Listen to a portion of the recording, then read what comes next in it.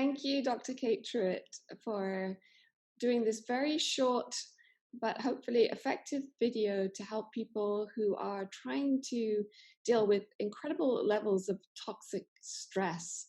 Right now, April 2020, the pandemic is raging, and we don't know anything about the coronavirus, or not very much about it, but we do know a lot about toxic stress. So I wondered if you could just walk us through a few things that people can do, and then on the back end of this video, we'll talk a little bit more about why these things work. All right. Sounds great. Thank you so much for inviting me to connect with you today. My name is Dr. Kate Truitt. I'm a neuroscientist, clinical psychologist, and basically a fear expert. And as Lou just highlighted, we are living in a time of great uncertainty and a lot of anxiety. And a lot of that is obviously based in our brain, and specifically a part of our brain called the amygdala that I lovingly call Amy, that has one job, and her only job is to keep us safe. And so during this time, she's going to be alerting to all this different stimuli in the environment and trying to tune into, is that safe or is that dangerous? And one of the things that's unprecedented about this time right now is we as a species, for the first time, biologically are dangerous to one another. And we have never had to work in that experience before. And so for many of us, our little amygdalas are firing and wiring at exponential rates. And exactly at the time when we also, for our mental health, need to stay connected. So I know one of the gestures that havening uses has this wonderful ability to calm our nervous system as well as make us feel warm and loved. Absolutely. The havening touch is part of a system of protocols called the havening techniques. And this is my favorite havening touch, which mimics exactly that. Yeah, please do it with me. Because you're giving yourself a nice warm hug. And when we think about it, we're giving Amy a hug. And right now, in this state of intense disconnection, social distancing, which I call social altruism, the idea that we're sacrificing, we're doing the hard thing for the communal good. When we are on a video chat, a FaceTime, a WhatsApp, whatever it might be, with a friend, loved one, colleague, associate, we can actually mimic the idea of giving them a hug through self-havening. What it is. Nice little hug. Yeah. But you also do the hand thing. Tell us about the hand thing. So this is another version of the havening, what I call mechanism of action, which is just as though you're washing your hands, which we're doing a lot of right now. Hopefully we're doing it anyway, but definitely a lot more right now. And if you saw those little memes going around the internet of choosing a song and singing a song for 20 seconds while you're washing your hands, if you've been doing that exercise, you've actually been already practicing havening and helping your amygdala calm down, soothing it. And by the very act of being proactive about keeping yourself safe, that's an additional bonus. So yes, the song thing, because I know that you also talk about singing a song. Yes. So when our amygdala starts finding threatening data in the environment, she plays a role in our ability to think about the world around us. And it's as if we talk about rose-colored glasses, it's almost as she starts putting on stressed out, anxious, or fear-colored glasses. And so as we're incorporating the havening touch, if we give our brain a different job that she can't put a fear framework around, then she's not able to hijack us into an even greater state of fearfulness or anxiety. And so simply singing a song, Old MacDonald, Itsy Bitsy Spider, Imagine by John Lennon, whatever is a warm, fuzzy song for you, or even just doing a brain game. Imagining that you're bouncing a basketball 20 times, or going A to Z, places in the world, bands in the world. You're simply giving your thinking brain a different job, so Amy can't overpower it. And then the havening touch calms it down. So there's nothing magical about Old MacDonald's. It's just that you're doing something that doesn't require like super amounts of brain power, like trying to do statistical modeling or something. But it will work, for the record. If you want to do statistical modeling and it's not fear-inducing, it is very fear-inducing for me. It's very fear-inducing for me too. Old MacDonald's a better choice. Yes. Yes, so it can be whatever is a neutral or positive stimulus.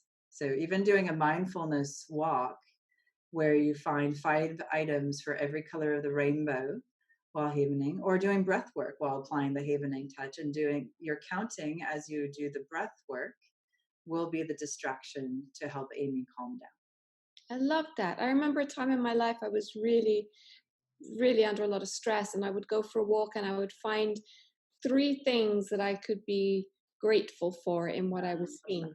Exactly. Like a flower, the color of a flower, or the way that a grass moved, or something. I needed to hold on to that.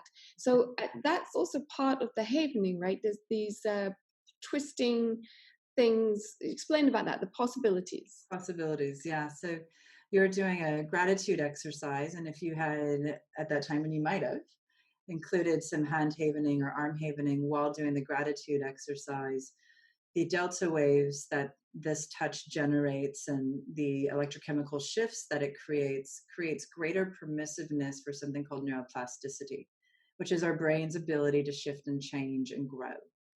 And so doing gratitude in that way with the havening touch deepens the neural networks for gratitude and helps them fire and wire. So basically building a freeway that's more focused on gratitude.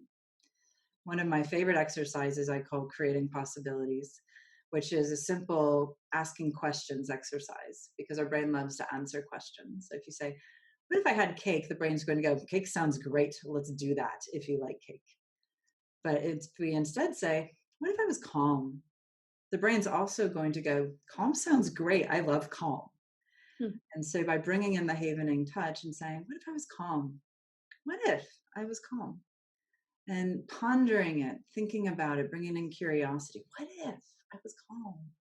The brain's going to start to source times in your life where you've been calm, almost like a Google search. And so start to create the electrochemical opportunity or possibility of being in that biological and neurological state. And so we do calm, healthy and strong, excited, curious, present, grounded. Sleepy is a good one for insomnia. What if I was sleepy?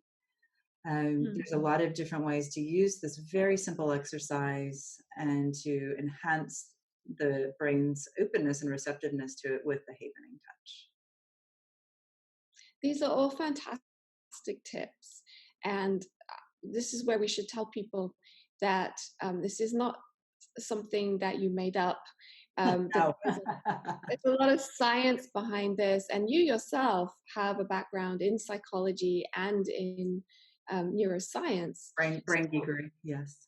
Yeah. So, because otherwise people might think, well, you know, that thing, sounds nice, but, and then the think positive, but it's not as simple as that. So I'm wondering if you can unpack it. So can we start with the gesturing? Can you unpack why that works? Absolutely. So these are touches or gestures that you might note we do on a fairly regular basis in connection with other humans. When we walk up to somebody and we see they're having a rough day, we might put our hand down their arm and go, hey, you okay? Mm. Or we hug somebody, something that we're all missing so much right now, hence the hug hack. We shake hands when we greet. One of the other motions, which we're not highlighting as much right now, is going across the brow and around the eyes. And you'll frequently see new parents doing a touch like that on a child's face. It's very soothing. Or if you have ever had a tension headache, you might have noticed that maybe you did this to rub out the headache. Mm-hmm. So these are motions that we are hardwired to do. And the founders of the techniques, Drs. Root and Ronald and Stephen, they're 2 twin brothers. What they did is a deep dive into a couple of different techniques, tapping, EMDR, acupuncture, acupressure, to understand the underlying mechanisms of action. So what was going on at the synaptic level, because nobody knew. And as they were doing that exploration, they streamlined it into what they were identifying, which turned into havening. So it's basically we can hack our own brains and our bodies by specifically creating an electrochemical state that will calm down our primal or our fear brain, the amygdala. And so you were saying that this actually creates delta waves in your brain? Yes. So delta waves are also known as our sleepy waves. When we get a really good night's sleep, we get a lot of delta wave sleep. Delta waves, when we're sleeping, are part of the process for releasing serotonin, GABA, and the human growth hormone. And the human growth hormone is specifically useful. I mean, it's useful in many ways, but specifically useful in its ability to help prepare the body to release the toxins of the day and rejuvenate us so we're ready to go into the next day energized, healthy, and well. And the delta wave state is particularly pertinent when it comes to our primal brain, because perhaps you've had a time where you felt anxiety or stress, or I think a lot of us right now are living at a higher state of anxiety or stress. It feels cackly in our body. It's almost as though our networks are going, target, target, target, stimulus, stimulus, stimulus, react, react, react. And that's indicative of a fast brainwave state that is being generated. And so the delta wave's the opposite. It's slow, it's calming, and it allows our system to calm down. And so by intentionally generating delta waves, it's like we're putting a warm, fuzzy blanket around our fear brain and going, hey, it's okay. I got you. And like, I got your back. Cool. And so, you talked about a parent might do this with their child, and you were saying we're backing off this right now because obviously this is a time where we're not supposed to be touching our faces. My hands are clean, my hands are clean. But that gesture and also the hugs, that's also what parents do for children. And I know that, for example, women, when they're breastfeeding, produce delta waves, right? And that children under the age of 2 are producing a lot of delta waves. So could it be that these gestures are somehow reminding our bodies of a time when we were feeling calm and safe? Yeah, certainly. And one of the really amazing opportunities for individuals who work more proactively with individuals who have deep trauma and are using this as a trauma reprocessing tool, it's a really powerful trauma reprocessing tool, is that we can, for those of us who did not have a safe childhood, who were not taught how to regulate, or their nervous system mirrored an agitated or avoidant nervous system of their caregiver, we can actually biologically and neurologically reparent. So it's really, really powerful. And my teams and I really focus on teaching our patients and our clients how to self-regulate, to rewire their brain so that what wasn't there in their childhood has the opportunity to grow and become now in their adulthood. Okay, so there's a couple more things I want to ask you, kind of Let's do it. in that vein. We're talking about rewiring ourselves if you didn't get that attunement as a child. And I know that with the possibility part of that work, that it's different, as I said, to, well, think positive, because from what I'm understanding, you are overwriting or creating you're creating new neural pathways, so that you don't begin to get those ski groove marks of fear, and you're creating a new possibility so your brain doesn't go down those same grooves. Is that like a very layperson's summary? That's a good layperson summary. Thank you. And in the workshop that you've invited me to host with Echo, will be specifically teaching how everybody can build their own unique health, brain body care program, do their own healing work, and lay down the tracks where they want to be going instead. And so there's a specific process with that. And then the tools that we went through at the beginning of this conversation are more of our in the moment hacks to help our brain body calm down and feel better right now.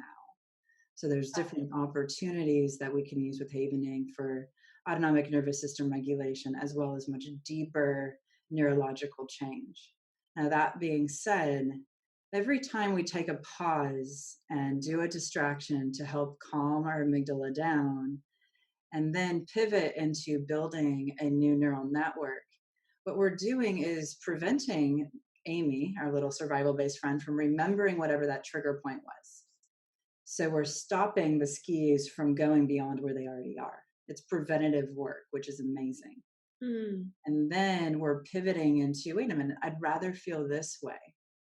And so when we go into the what if I was, it's as though we're saying we're going to plant a little flower. So we have the stone of the past is right here. But let's plant a flower next to that stone. So then the brain has a decision tree the next time a stimulus or a trigger comes up. And I want to keep building the neural network so that when that stimulus or that choice point shows up, our brain will start to go, flower's better. What if I was? And that takes practice, right? Because we have an innate negative bias in our brain, which is Yeah, again a survival thing. yeah, we sure do. And so this is also proactively shifting the negative bias because there's unconditioned stimuli that we're born with. And then there's those stimuli that we learn are scary. So never more so in our life right now has a sneeze been a very real threat. That's a conditioned stimulus. And my sense is that going forward, for those of us who are moving through and surviving this pandemic, our little amygdala is going to go, oh, a sneeze is scary for a very long time. Mhm. Unless we are proactive about saying, nope, a sneeze is a sneeze. It's allergy season. It's okay. Let's sing a song and calm down. I am healthy and strong. They're talking about that the people in Bhutan are now that they can go outside, are some of them have become agoraphobic and they don't want to go Yeah. outside. Yeah. And I've heard that from some of my patients here, especially those who might have nurses coming in and out of their homes because they have other physical considerations or have family members who are physicians. And they're like, I don't want to be close to that person, and how interpersonally and intrapersonally disruptive that is to suddenly be afraid of the person who historically has always been a part of your tribe. And so there's going to be a lot of nuances that we're navigating. And this is a really wonderful opportunity to support our brain and consistently being reminded that we are okay. So many helpful things during this time of such heightened toxic stress. And I look forward to the longer training. Are you going to talk about reprocessing trauma a little bit in that longer training? Yeah, a tiny, tiny bit. And the focus will be specifically on how do we de-link traumatic experiences safely. We'll learn how to build out our own personal trauma timeline for safe healing. And so some of those things that are getting in our way from our past, or even right now, the agoraphobia you were just describing, those are traumatically encoded experiences. If our brain remembers it and our brain goes, ugh, I don't like that that happened, that means our brain has anchored it. And so we'll be talking about how to specifically de-link those. And then for individuals who have, what's called a DSM-5 diagnosis, so who have more severe trauma, we're working with a professional to help regulate the system while doing the work. That's where I recommend coming to our more intensive training that's coming up at the end of April. Got it. And people can find out about that through your website. Yes. Absolutely. Okay. Well, it all makes so much sense. We are not brain and body separate. We And are one. havening makes so much sense because you're working with the brain and the body and interrupting patterns. And it's beautiful. Thank you so much, Dr. Kate Truitt, for this very precious little jewel that you've given us. And I do hope that people will tune in for your virtual training on April 20th. I hope so as well. And I know we'll have the information for registration in the notes from this video. And thank you so much, Lou, for just inviting me to share this information for even those who won't be able to join us. Please start doing this work. It's so helpful. It's so powerful. And teach it to anyone CPR for the amygdala. Let's get it out there and let's let Amy know she's A-okay. Love it. Thank you so much. Thank you. I'll see you there.